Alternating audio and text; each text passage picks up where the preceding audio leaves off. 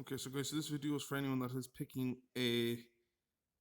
that's gonna pick a mechanism for their CBA. Okay, so again, I've gone through it.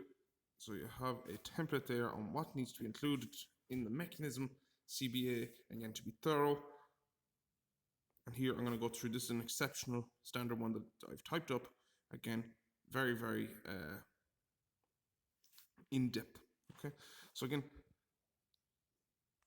everything the same. Advantages, disadvantages. So a belt and pulley system that's meant to be quiet when operating. They're relatively cheap to produce due to the, again, the key word is answered there again. Why? They can transmit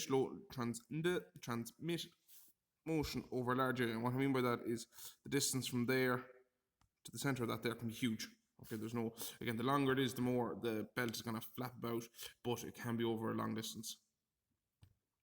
Compared to the likes of gears. Gears, if you wanted to go a long distance with gears, you'd have to have loads of them roll along up against each other like that. Okay, so advantages. Disadvantages, again, belts can slip under pressure, which means they're not positive drives. So positive drives means that the slip, they're not going to be, if this one, it doesn't here turns 20 times, I'm never guaranteed this one's going to turn the same in proportion. Obviously, they can't both turn 20 times because this second one is way smaller. But it won't, we don't know if it's in proportion to it. Okay, so then you move, so then we have disadvantages, advantages, disadvantages. Did you know just a few little fun facts about the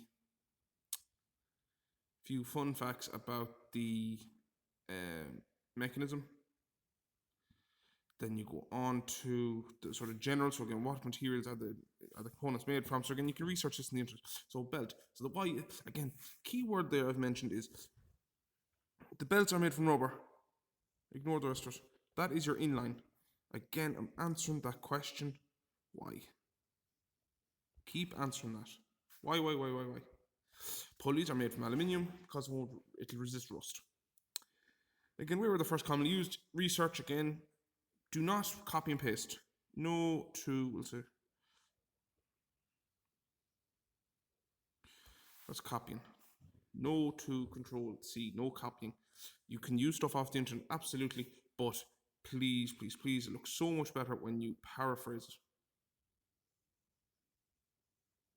in your own words. Okay, it's much more impressive when you do that. Again, I have a lovely little sketch in the middle. I'd advise you to sketch. It looks better when it's sketched. Applications, where they're used. Again, also make sure you talk about why they're used. Again, another key word there, and I've answered here in all three of these. Why? So tooted belt and pulley system used in cars because they won't slip. V-belt is used because it can slip a bit, but there's only a small amount. Again, the reason why a V-belt is used is because if the water pump or something like that jams, that the whole lot won't be caught out. It'll do a bit of slipping just to. There's a bit of leeway in it. And then flat belts were used in the old threshing machines and things like that. Issues, why are they gone out of style? Because it could fall off the pulley. How to calculate the ratio? This goes for essentially all mechanisms, bar the likes of your cams and things like that.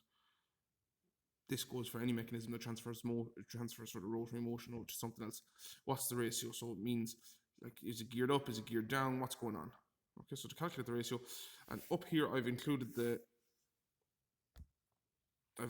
a few of your ratios there, so you can see. So for a pulley, circumference of drivers, so that should be circumference of driven is the circumference of driver.